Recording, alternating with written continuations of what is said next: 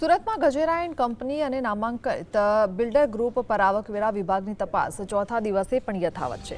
આ mega search ઓપરેશનમાં અત્યાર સુધીમાં જમીન અને ડાયમંડને લગતા 100 કરોડના દસ્તાવેજો, 8 કરોડની રોકડ અને સોના ચાંદીના દાગીના જપ્ત કરવામાં આવ્યા છે।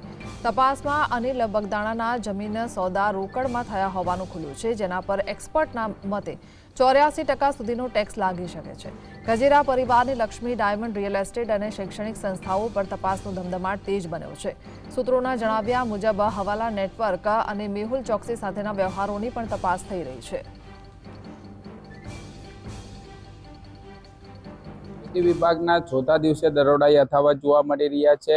લક્ષ્મી ગ્રુપ અને જે રીતના બિલ્ડરોના ત્યાં દરોડા યથાવત જોવા મળી રહ્યા છે। જૂની ગજેરાના ઘરે હાલ પણ આઈટી વિભાગની ટીમ સર્ચ ઓપરેશન કરી રહી છે। ચોથા દિવસે પણ સર્ચ ઓપરેશન યથાવત જોવા મળી રહ્યું છે। આઈટી વિભાગના દરોડા જે છે તે હાલ ચોથા દિવસે યથાવત જોવા મળી રહ્યા છે। જે દ્રશ્યો જોવા મળી રહ્યા છે, હાલ જે આઈટી વિભાગની ટીમ જે છે તે અહીં પહોંચી ચૂકી છે અને હાલ લક્ષ્મી ગ્રુપના જે ફેક્ટરી આવેલી છે વરાછા સહિતના અલગ અલગ વિસ્તારોની અંદર ત્યાં પણ તપાસ કરવામાં આવી રહી છે। ગજેરા એન્ડ કંપની અને બિલ્ડર ગ્રુપના ત્યાં તપાસના ચોથા દિવસે પણ યથાવત જોવા મળી રહી છે। 8 કરોડ રોકડ રકમ, સોના ચાંદીના ઘરેણા જપ્ત થયા છે તેવું જે સૂત્રો પાસેથી માહિતી જે છે તે મળી રહી છે। હાલ તો અત્યારે તપાસના ધમધમાટ હજુ પણ યથાવત જોવા મળી રહી છે। ચોથા દિવસે પણ ટીમ જે છે તે યથાવત જોવા મળી રહી છે।